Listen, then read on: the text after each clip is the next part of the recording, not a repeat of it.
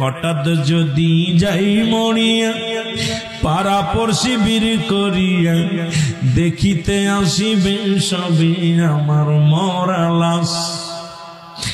বাজান রে আমি বুকের ভিতরে নিয়ে বলি, বাজান রে তুমি কেন এই গজলটা গাও? কাব্য গো দেখি সব মানুষ শুধু চোখ বুঝে রায় আর কাপনের কাপড় সাদা কাপড় পরায় আমাদের গোরস্থানে শোয়া দেয়। এ মুসলমান, মাত্র 3 বছর বয়স শিশু ছেলে আমার দাদু ভাইয়েরা কয়েকদিন আগে চাচা মারা গেল। ছোট ভাই আমার সঙ্গে আমাদের মেহেদি হাসান ছিল। সন্তানরা এত টানিয়া খালি বারবার কবরের পাশে দাঁড়ায়। আমি কাব্য তুমি আমার কোলে আসো। কাব্য কেন শোয়াইলো?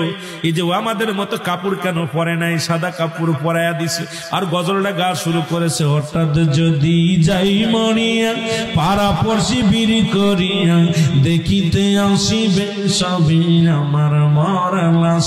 দা দিয়ে কাটিবে কে হাজারের